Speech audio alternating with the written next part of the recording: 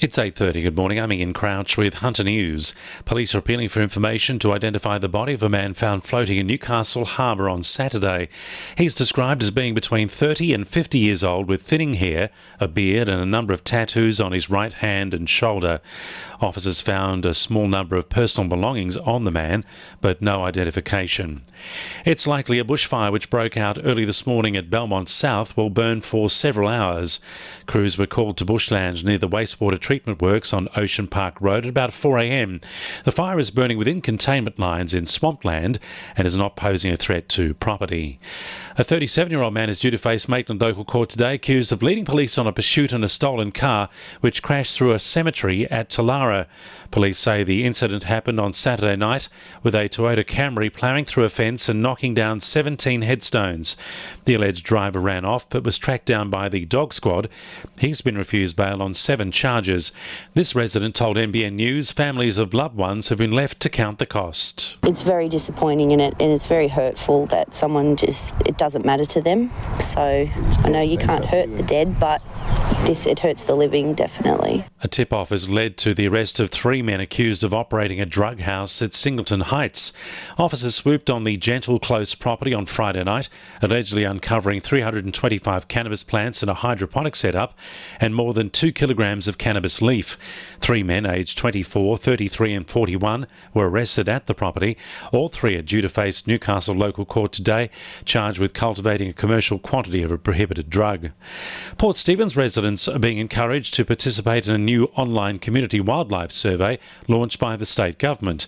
The survey is seeking local sightings of various wildlife like koalas, platypus and wombats to help researchers understand changing populations and threats.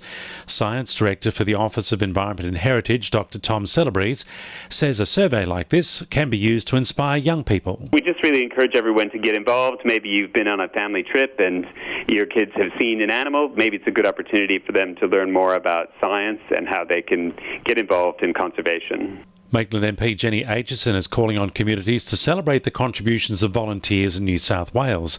The call comes as Volunteer Week draws to a close and asks for nominations to be made across 7 categories for this year's Volunteer of the Year awards.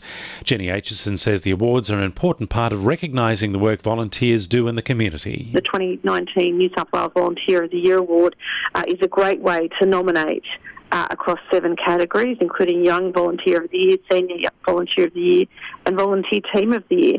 So it enables people who are volunteering from all areas of the community to be recognised and publicly thanked for the amazing work that they do.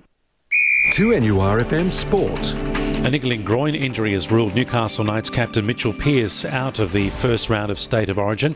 Pearce told Channel 9 his 5th win of Man of the Match is thanks to the support of his teammates. It's all about the team. Our team's playing really well for each other. There's a lot of trust in this group. Since coming to Newcastle, I've learned a hell of a lot off Brownie with our attacking structures and that. I feel like I'm playing a little bit slower and a bit more tempo, so that's one area that's probably maybe helping my game. But like I said, our forwards are kicking the door in. In Newcastle Rugby Union, Hamilton Hawks defeated the Maitland Blacks 34-21. Hamilton are coming first on the leaderboard, with Maitland coming 5th. And Newcastle Mayor Princess Posh is set to run in the Stradbroke Handicap on June 8 after placing 2nd in the Kingsford Smith Cup last Saturday. Owners Australian Bloodstock have decided to postpone her sale after her fast finishing race at Eagle Farm. And the winning numbers in Weekend Lotto are 1, 11, 35, 44, 29 and 18, and the supplementaries are 28 and 38. 2NURFM News Time, 26 to 9.